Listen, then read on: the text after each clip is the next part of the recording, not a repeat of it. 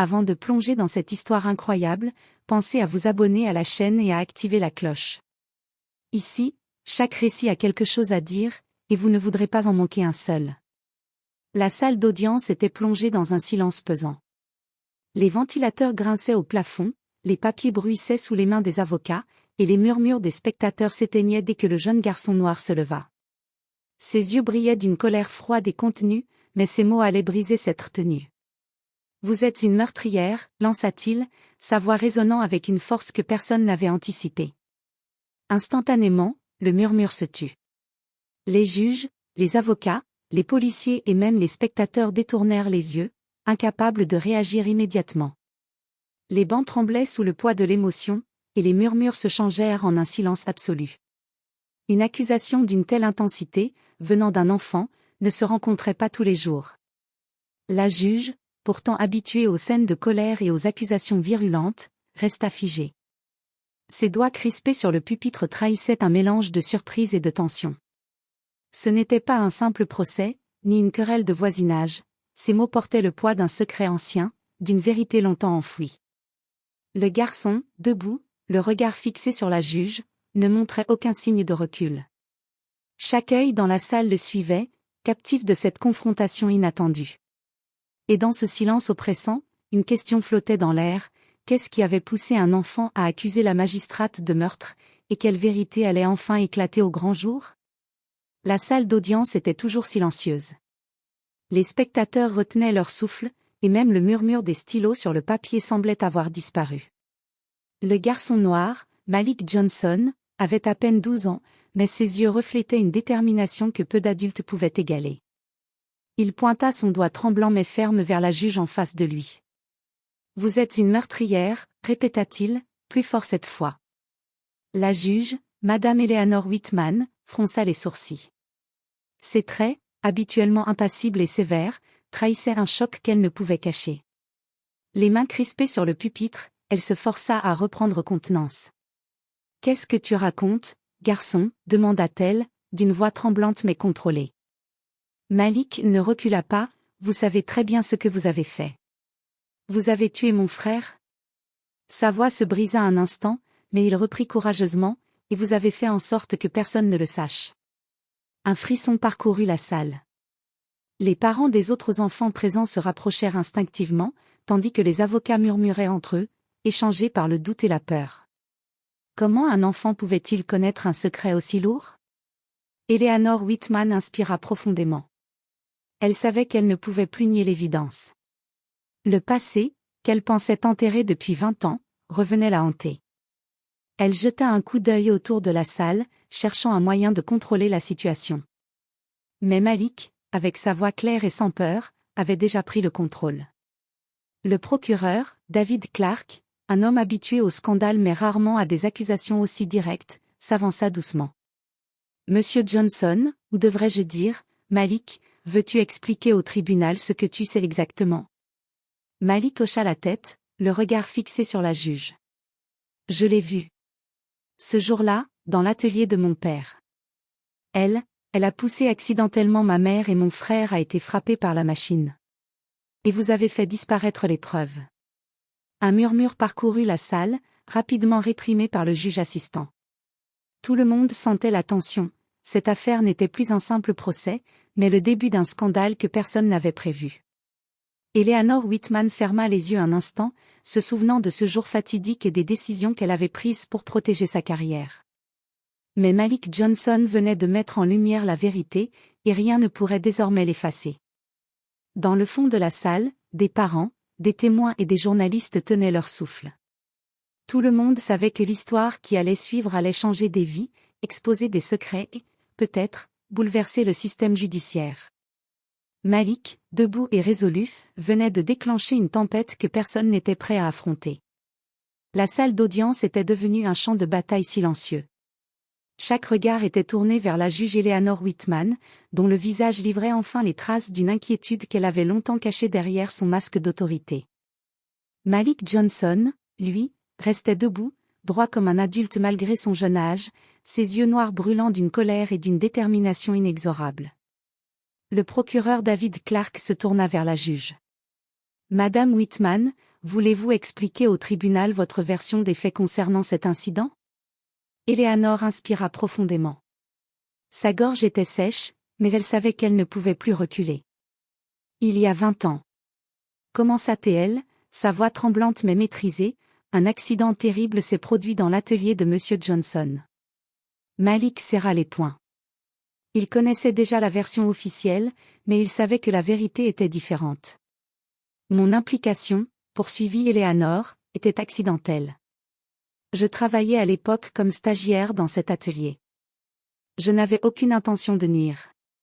Un murmure parcourut la salle. Mais Malik ne se laissa pas impressionner. Accident? Vous avez couvert tout ça, vous avez fait disparaître les preuves, et personne n'a jamais été puni. Mon frère était... Il s'arrêta, incapable de terminer sa phrase sans laisser échapper un sanglot. La tension monta encore d'un cran lorsqu'une journaliste, assise dans le fond de la salle, posa sa caméra en avant. Chaque spectateur pouvait voir la colère et la douleur de Malik, un jeune garçon qui refusait de laisser la justice trahir sa famille. C'est alors qu'Eleanor Whitman fit un geste inhabituel, elle se leva, posa ses mains sur le pupitre et fixa Malik droit dans les yeux. Malik, je ne peux pas effacer ce qui s'est passé. Mais je suis ici pour dire la vérité. Et si vous êtes prêts, je veux que ce tribunal connaisse tous les détails. Le silence se fit encore plus lourd. La salle retenait son souffle, suspendu à cette promesse. Les avocats échangèrent des regards anxieux. Ce procès allait au-delà de la simple accusation, c'était une confrontation entre innocence et responsabilité, entre passé et présent. À l'extérieur, des journalistes attendaient déjà pour relayer la nouvelle. La tempête médiatique était imminente. Mais à l'intérieur de la salle, seul Malik semblait prêt à affronter ce que personne d'autre n'avait osé affronter, la vérité nue, la douleur de la perte et le poids de la justice. Pour la première fois depuis 20 ans, Eleanor Whitman se sentait vulnérable. Et Malik savait que le moment de vérité venait de commencer. La salle d'audience était électrisée. Malik Johnson, debout devant la juge Eleanor Whitman, ne montrait aucun signe de peur. Chaque mot qu'il prononçait semblait graver un peu plus la vérité dans l'esprit de tous les présents.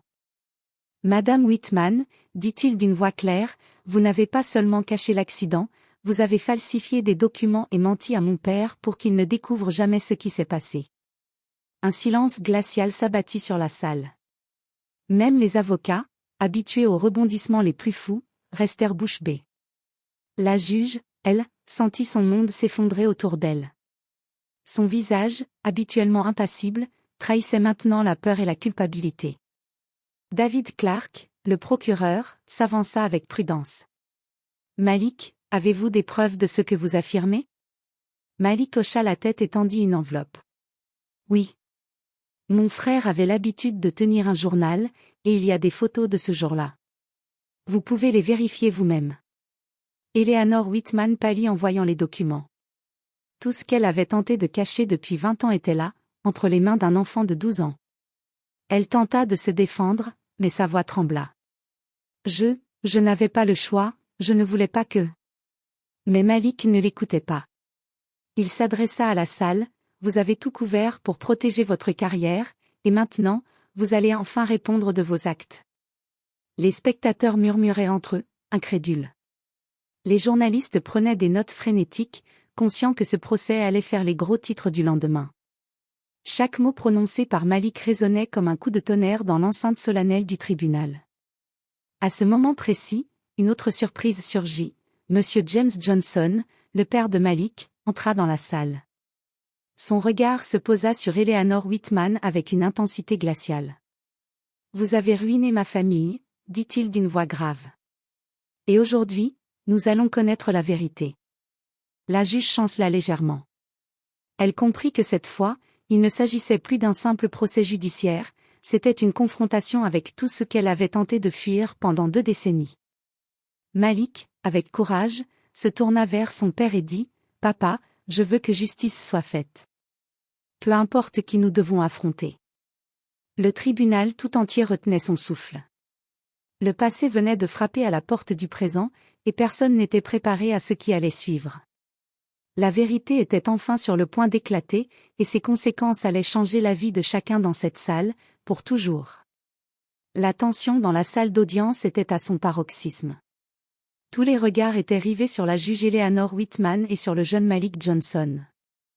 Les preuves étaient là, irréfutables, les photos, le journal de son frère, et les témoignages accumulés par le procureur David Clark. Eleanor Whitman, le visage marqué par la fatigue et la peur, se leva enfin. Je reconnais ma responsabilité dans cet accident, dit-elle, sa voix tremblante mais ferme. J'ai essayé de protéger ma carrière, et non pas de nuire à votre famille. Mais mes actions ont eu des conséquences tragiques, et je suis prête à en répondre devant la justice. Un murmure parcourut la salle. Certains spectateurs sanglotèrent, d'autres restèrent bouche bée. Malik, malgré son jeune âge, se sentit envahi par un mélange de soulagement et de tristesse.